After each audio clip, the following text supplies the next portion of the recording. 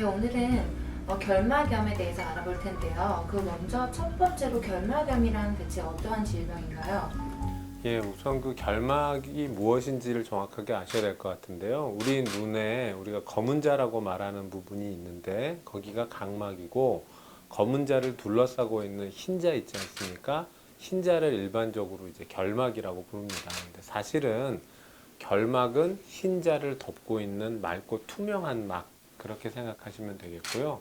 결막이 하는 제일 중요한 일은 눈을 보호하는 것이니까 눈에 들어오는 나쁜 세균이나 이물질 이런 것들을 청소하고 처리하고 그런 기관이라고 할 수 있죠. 그래서 이 결막에 염증이 생겨서 붓고 충혈되고 눈곱이 끼고 이런 것들이 결막염이라고 할 수 있겠습니다.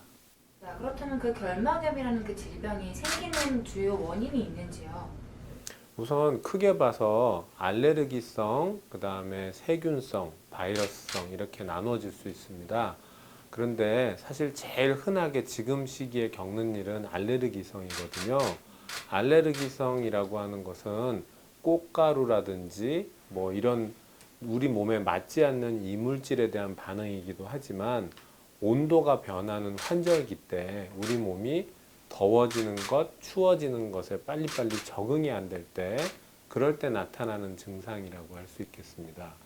이제 알레르기성 결막염이 주로 우리 몸이 적응하는 과정에서 나타나는 것이라면 반대로 세균성이나 바이러스성은 외부에 있는 세균과 바이러스가 공격해서 거기에 대한 방어로서 나타나는 것이니까 쉽게 말해서 남에게 옮는 것 이렇게 생각하시면 되겠죠.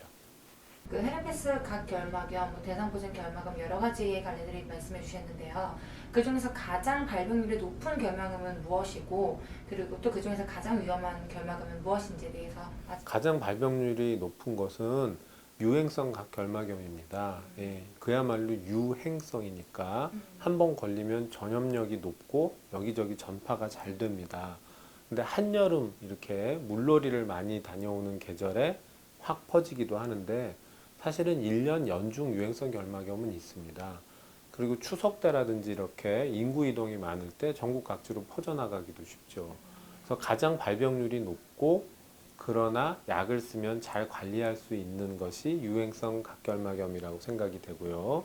자, 발병률은 높지 않지만 상대적으로 좀 더 심각한 후유증과 합병증을 만들 수 있는 것, 그것은 이제 헤르페스 각결막염입니다. 근데 헤르페스의 일종으로 대상포진도 오는 것이거든요. 그래서 그 두 가지는 같다고 보고 헤르페스성 각결막염은 우리 몸의 면역이 떨어졌을 때 생기는 겁니다.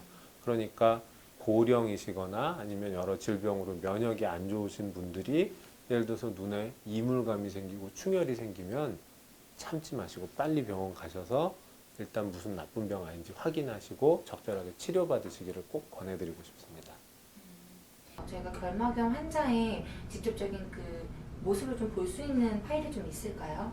예, 그럼 한번 보시면서 말씀드릴까요? 설명 좀 부탁드릴게요.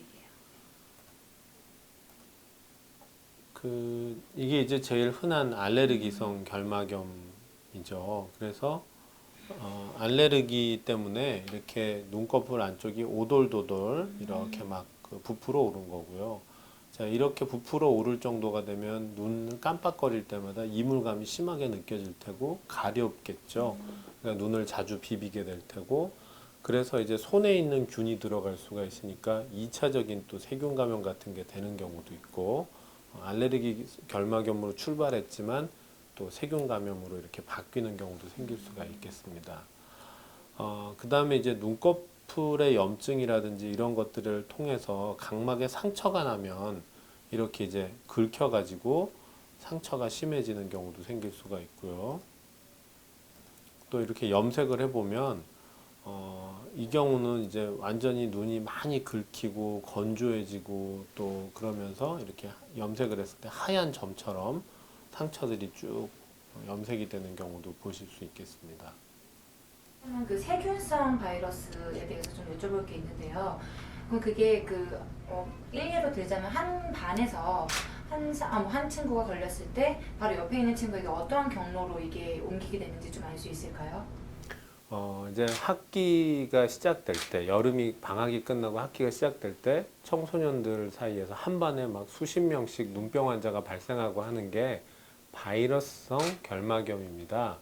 바이러스성 결막염은 눈에서 나오는 분비물, 그러니까 눈곱도 있고 또 이렇게 찐득찐득한 눈물도 있는데 그런 분비물을 손으로 비빈 다음에 이 손을 통해서 상대방과 만지게 되면 그리고 그 손으로 다시 그 상대방이 눈을 만지게 되면 옮게 되죠. 공기 중을 통해서 전염이 되는 것은 아니고 눈에서 나온 분비물이 눈으로 들어갈 때 걸리게 되니까 거기에서 이제 어떤 식의 예방을 해야 되는지가 딱 나오게 되는데 눈병이 걸린 사람, 바이러스성 눈병이 걸린 사람은 일단 손을 잘 씻어야 되고 또 그런 환자가 유행하는 시기에는 손 잘 씻고 내 눈을 안 만지는 거 그게 굉장히 중요하게 되겠죠.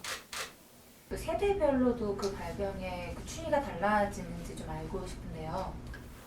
우리가 이제 면역이라고 하는 것을 중요하게 생각해야 되는데요. 면역은 외부의 공격으로부터 우리 몸을 지켜내는 힘이지 않습니까? 근데 이 면역이 떨어지는 것, 이게 이제 노화의 가장 큰 특징이라고 할 수 있죠. 그러니까 65세 이상 연세가 드신 분들은 기본적으로 면역력이 좀 낮기 때문에 바이러스나 또 세균에 대한 공격으로부터 잘 지키기 힘드니까 아무래도 바이러스성, 세균성, 특히 눈에는 아주 드물지만 대상포진이 눈에 오는 경우도 있는데 이런 경우는 대개 연세 드신 분들이 생긴다고 볼 수 있어요. 근데 그에 반해서 청소년층이라면 면역은 굉장히 좋은데 대신에 학교나 또 군대 이런 곳에서 집단적으로 모여서 생활을 하다 보니까 한 사람이 걸리게 되면 전염이 잘 되는 특징을 갖고 있죠. 그래서 바이러스성, 특히 아폴로 눈병 같은 수인성 눈병은 젊은 친구들한테 잘 퍼지게 그렇게 됩니다. 그럼 그 검진 방법은 어떻게 이루어지는 건가요? 그러니까 아마 예방적인 검진이 가능한가가 궁금하신 것 같은데 사실 그런 방법은 없어요. 그런 방법은 없고 증세가 나타났을 때 너무 미루지 마시고 빨리 병원 와서 체크 받으시는 거 그게 사실 제일 현명한 방법이고요. 그 다음에 요 정도 증세 가지고 굳이 병원에 가야 되나 말아야 되나 항상 그런 때가 고민이 되잖아요. 그러니까 눈에 뭐가 이물감이 있다, 뭐가 들어있는 것 같다. 근데 또 아기 같은 경우에 애들이 엄마 눈이 아파하고 밤 11시에 얘기하면 이거를 응급실을 가 마라 고민이 될 때가 있잖아요. 자, 이럴 때 쓰실 수 있는 좋은 방법 한 가지를 알려드리자면 자, 절대로 흰자가 빨개지지 않는, 즉 흰자가 하얀 그런 눈병은 없어요. 그러니까 일단은 흰자가 빨개졌는지 아닌지는 바로 보면 육안으로 알 수 있지 않습니까? 자, 흰자가 빨갛지 않으면 일단 큰 병은 아니다. 조금 뭐 하루 정도 지나서든 내일 아침에든 병원 가면 되겠다. 이렇게 조금 안심하셔도 되고 흰자가 빨갛고 뭐 충혈도 많이 되고 애가 눈을 뜨기 힘들 정도로 눈꺼풀이 부어 있다. 자, 눈꺼풀까지 부어 있을 때는 그땐 좀 급한 거다. 이렇게 생각하시면 됩니다. 예. 그럼 그 각 결막염마다 그 또 치료하는 방법이 좀 다를 것 같은데요. 좀 상세하게 말씀해 주시면 감사드리겠습니다. 어떤 바이러스냐에 따라서 그 바이러스를 잘 치료하는 그 치료제들이 조금씩 다릅니다. 근데 이제 환자분들이 쓰시기에 느끼시기에 다른 것은 안약을 쓰느냐, 연고를 쓰느냐, 뭐 소염제를 같이 쓰느냐, 항생제만 쓰느냐 이런 것들일 테고 세부적인 결정은 이제 진료를 보시고 의사 선생님이 결정을 하시겠죠. 그런데 대개는 항생제 안약, 소염제 안약, 그 다음에 눈물 같은 것을 통해서 눈을 보호하는 그런 영양보습제 이런 것들을 기본적으로 쓰시게 되고 눈꺼풀이 많이 부어 있는 경우에는 이제 먹는 약, 심한 경우는 주사제 이렇게까지 쓸 수도 있어요. 그런데 모든 치료라는 게 이제 단계를 밟아서 가야겠죠. 한 번에 뭐 1부터 10까지를 다 때려 쓴다거나 하면 몸이 견디지 못할 테니까 증상을 봐가면서 이렇게 약을 조금씩 바꾸기도 하죠. 그런데 모든 병이라는 게 하루아침에 마법처럼 없어지는 건 아니지 않습니까? 그러니까 약을 쓰면서 추이를 봐서 변화를 이렇게 따라가야 되는 경우들이 있는데 그걸 이제 못 참고 조급해 하시다 보면 계속해서 검사만 하다 끝나고 그러다 보면 또 시간 지나서 저절로 좋아지고 이런 일들도 가끔 겪게 되겠죠. 네, 그럼 평균 그 치료 기간은 어느 정도라고 볼 수 있나요? 보통 알레르기성 결막염 같은 경우에는 요즘 뭐 워낙 약제가 좋아서 2, 3일이면 증세가 다 좋아지고요. 유행성 결막염 같은 경우는 사실은 3주 정도 시간이 걸립니다.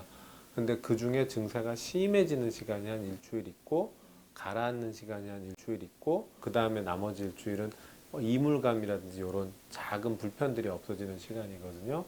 근데 이제 사람 몸은 나와 남이 크게 다르지 않아요. 병이 걸리게 되면 예를 들어서 나는 건강했고 나는 평소에 뭐 술, 담배도 안 했으니까 남들 3주 걸릴 게 3일에 낫느냐 그런 식은 잘 없거든요.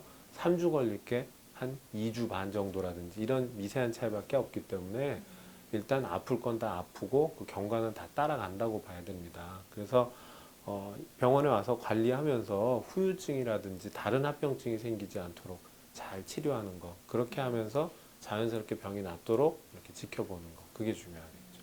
그 결막염을 좀 예방하기 위한 생활 수칙이 있다면 그 간단한 팁 같은 거 몇 가지 좀 알려주시면 감사하겠습니다. 일단 손 잘 씻는 게 1번인 것 같고요. 예, 저는 하루에 50번쯤 씻는데요. 물론 50번이요? 예, 이건 이제 직업적인 거니까 좀 그렇지만 일상생활에서도 손을 잘 씻으면 사실은 눈병뿐 아니라 우리 그 메르스 사태 때도 손 씻기가 1번이었지 않습니까? 모든 전염성 질환을 예방하는 데 있어서 첫 번째 수칙은 손을 잘 씻는 것, 예, 첫 번째라고 할 수 있고요. 눈 비비는 습관이 있다면 그건 가급적 고치는 게 좋습니다. 손이 깨끗할 수 없기 때문에 눈을 비비면 또 눈으로 세균이 들어갈 수 있거든요. 자, 그다음 콘택트 렌즈 사용하시는 분들은 어쨌건 간에 렌즈 착용 시간을 줄일수록 눈에는 좋습니다. 그러니까 집에 귀가하고 나서 굳이 렌즈 끼지 마시고 빨리 안경으로 바꿔 끼신다든지 휴일에는 렌즈 착용 안 하신다든지 이렇게 해주시는 게 좋을 거고, 그 다음에 이왕 끼시는 거 소독, 관리, 세척 등등 신경 써주시면 더 좋겠죠.